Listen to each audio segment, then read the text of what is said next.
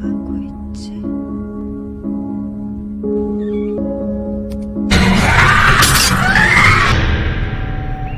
Seorang psikopat sepertinya salah pilih sasaran untuk memutilasi seorang perempuan. Jika saja dia tahu sejak awal, mungkin ceritanya akan berbeda. Tapi nasi sudah menjadi bubur, dibuang sayang. Maka jalan terbaiknya membungkus bubur itu dengan bumbu-bumbu serta taburan bawang goreng dan renyahnya kerupuk. I Saw the Devil bukan sekedar film balas dendam seperti yang engkau pernah lihat di film-film lain. Meskipun tidak lebih seram dari horor Susana makan 200 tusuk sate mentah, tapi darah yang muncrat di mana-mana cukup membuat kamu menjadi mual. Ini film gore yang syarat dengan kekerasan, mutilasi, perkosaan, serta hal-hal bising di telinga yang membuatmu, "Oke, cukup sampai di sini menontonnya." Hei, tapi tunggu. Lantas bagaimana akhirnya? Apakah iblis itu mati? Segitu doang. Rasa penasaran kamu mulai melonjak bagaikan bola terpantul di dinding bercat putih. Maka perjalanan menonton segera tersambung kembali. Hingga akhir film, tanpa kamu sadari, kamu sedang menonton para iblis bertarung. I Saw the Devil.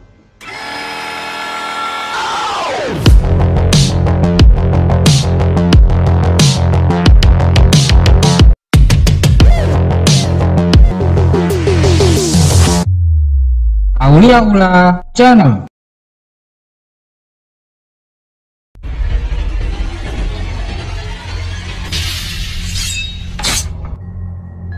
I Saw the Devil merupakan film thriller Korea yang disutradari oleh Kim Jae-won dan ditulis oleh Park Hon-jung. Diperankan oleh Cho Min-sik sebagai Kyung-chul. Dia seorang pembunuh sadis berdarah dingin. Lee Byung-hun sebagai Kim So-hyun, agen rahasia penuh dendam.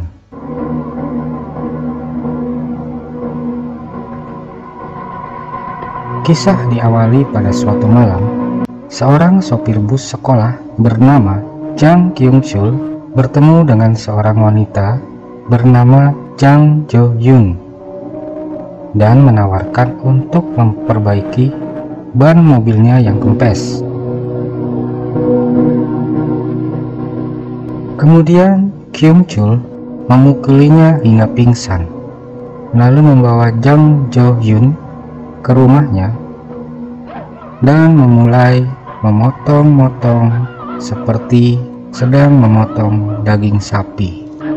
Lalu potongan-potongan tubuhnya dibuang ke segala mata penjuru angin. Keesokan harinya, 3 anak laki-laki menemukan salah satu telinga Jo-yun. Rombongan polisi datang beramai-ramai untuk melakukan pencarian sisa-sisa jasad hingga malam hari, yang dipimpin oleh kepala seksi Oh dan kepala pasukan Jang. Tidak ketinggalan ayah Jo-yun, seorang detektif kriminal senior, serta tunangan korban Kim So-hyun yang merupakan agen beras dari Badan Intelijen Nasional Korea.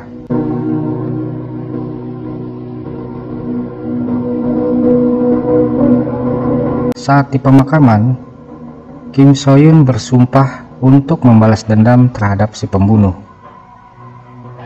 Dia berkata bahwa, "Aku akan memberi pelakunya rasa sakit 1000 kali, bahkan 10.000 kali lebih menyakitkan." Begitulah janji Kim So-hyun. Ucapan seorang pria yang penuh dendam ini memulai dengan memburu pembunuh berdarah dingin yang telah menghilangkan nyawa kekasihnya yang sedang hamil muda. Mungkin dia takut kekasihnya akan beranak dalam kubur, jadi dia balas dendam.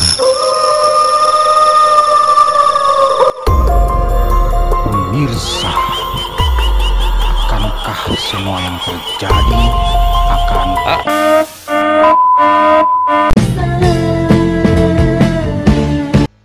So-hyun mengetahui 4 tersangka dari kepala pasukan Jang dan mulai menyiksa serta menginterogasi satu persatu untuk memastikan siapa pembunuhnya.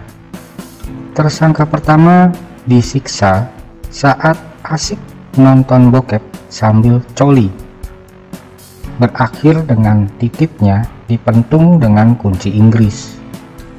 Tersangka kedua diseruduk saat mengendarai motor dan dipukuli mukanya hingga mirip seperti sarang tawon. Tapi ternyata ia bukan juga seorang pembunuhnya. Sasaran berikutnya itu adalah tersangka ketiga yang tidak diketahui keberadaannya, sehingga So-hyun mendatangi rumah orang tuanya menyamar sebagai agen asuransi. Dan benar saja, Kyung-chul adalah tersangka utamanya. Saat menggeledah rumah, ditemukan cincin pertunangan. Anehnya, ketemu aja gitu cincinnya, kayak seolah-olah dibisikin, "Hyun, tuh cincinnya diselokan."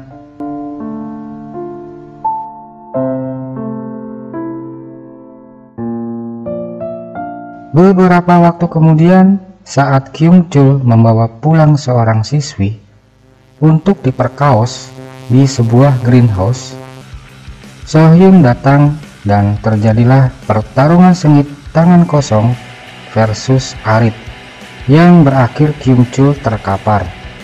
Menariknya, bukan langsung dibunuh, So-hyun memutuskan untuk memberikan angpau serta memasukkan pelacak GPS ke tubuhnya, sehingga So-hyun bisa melihat lokasi Kyung-chul secara real time, bahkan bisa mendengarkan obrolan Kyung-chul.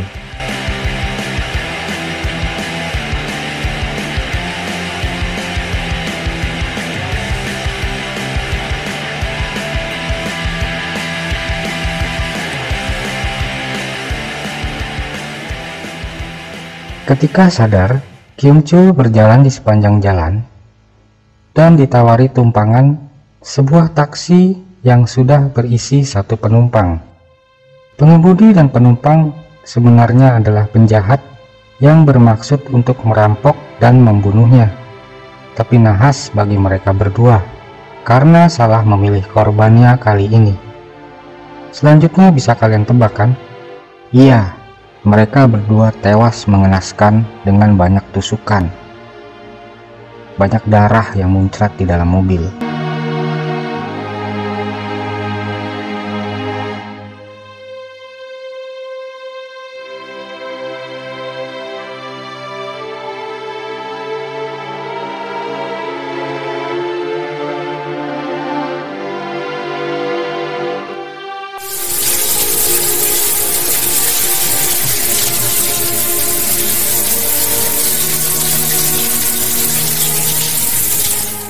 Sedari awal film sudah memperlihatkan adegan tidak biasa dari film-film pembunuhan.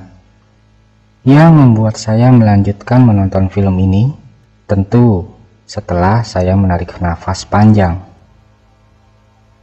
Meskipun dengan sombongnya saya bisa memastikan alurnya bagaimana, faktanya semua pikiran-pikiran saya itu sangat meleset. Alur kisah yang dibuat sangat berbeda dari tema pembunuhan pada umumnya, yang biasanya pembunuh akan dikejar-kejar sampai ke pelosok desa, menaiki lembah, menuruni bukit,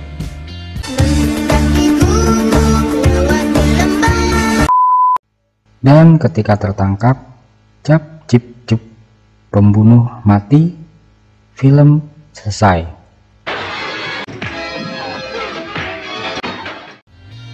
Tidak, dengan film ini, kamu akan melihat bagaimana seorang baik akhirnya menjadi seorang psikopat juga. Bahkan lebih kejam dari pembunuh psikopatnya itu sendiri. seperti pamer siapa yang paling sadis, siapa yang paling kuat, dan siapa yang paling kejam, dan bagaimana pertempuran itu penuh dengan strategi dan saling menyakiti. Pada akhirnya Sohyun memang menepati janjinya untuk menyakiti pelaku 10 kali lebih menyakitkan. By the way, anyway, Busway, tanpa kamu sadari, kamu sedang menonton dua psikopat saling bunuh. Dan ya, kamu para penonton sedang melihat para iblis bertarung dengan sangat keji. I saw the devil. Aku melihat iblis. Dan selamat, yang melihatnya adalah kamu para penonton, termasuk saya sebagai penonton.